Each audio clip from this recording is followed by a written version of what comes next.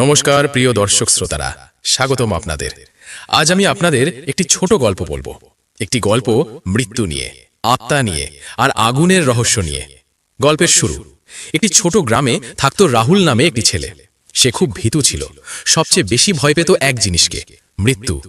যখনই শ্মশানের পাশ দিয়ে যেত, চোখ বন্ধ করে দৌড়ে পালাতো। একদিন হঠাৎ তার খুব প্রিয় দাদু মারা গেলেন। সারা গ্রাম নিয়ে গেল শ্মশানে। চারদিকে কাঠ, আগুন, ধোঁয়া। রাহুল কাঁদতে কাঁদতে তার গুরুর কাছে গিয়ে বলল, গুরুজি, মানুষ মারা গেলে কেন আগুনে পোড়ানো হয়? এটা কি খুব নিষ্ঠুর নয়? গুরুজি শান্ত হেসে বললেন, আজ যা দেখবে তা তোমার জীবন বদলে দেবে।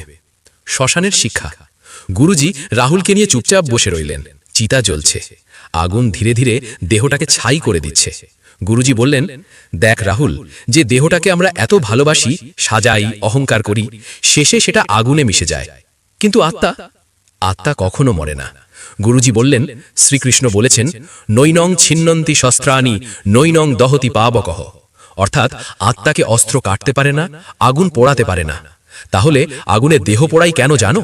রাহুল অবাক হয়ে তাকালো। গুরুজি বললেন, এই দেহ তৈরি হয়েছে 5টি জিনিস দিয়ে: মাটি, জল, আগুন, বায়ু, আকাশ। মৃত্যুর পর দেহকে প্রকৃতিতে ফিরিয়ে দিতে হয়। আগুন সবচেয়ে দ্রুত দেহকে পঞ্চভূতে মিশিয়ে দেয়। তখন আত্মা সহজে মুক্ত হয়ে নতুন যাত্রা শুরু করতে পারে। আত্মার যাত্রা। গুরুজি বললেন, মৃত্যু শেষ নয়। এটা ঠিক যেমন পুরনো জামা খুলে নতুন জামা পরা।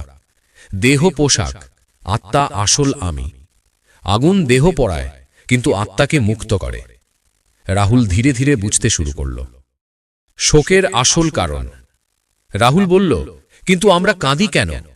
গুরুজি বললেন, আমরা আত্মার জন্য কাঁদি না, আমরা কাঁদি নিজের স্বার্থের জন্য। কারণ আমরা ভাবি যে সে আমাকে ছেড়ে চলে গেল, কিন্তু আত্মা শুধু অন্য পথে গেছে। আগুনের পবিত্রতা। গুরুজি বললেন, আগুন শুধু ধ্বংস নয়, শুদ্ধি। তাই পূজায় আগুন, যজ্ঞে আগুন, দাহে আগুন।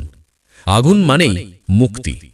যেমন সোনা আগুনে শুদ্ধ হয়, তেমনি আত্মাও দেহ থেকে মুক্ত হয়। জীবনের আসল শিক্ষা।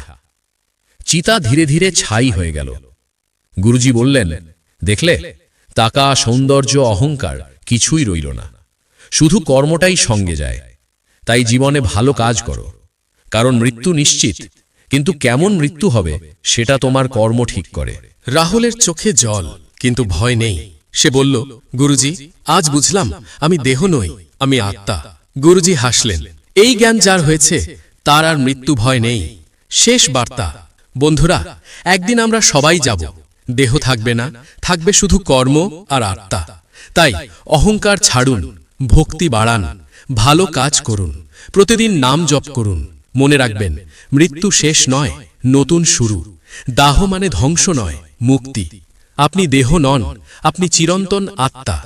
যদি এই গল্প আপনার হৃদয় ছুঁয়ে যায়, তাহলে ভিডিওটি লাইক করুন, কমেন্টে লিখুন, আমি আত্মা, আমি অমর, আর সাবস্ক্রাইব করুন।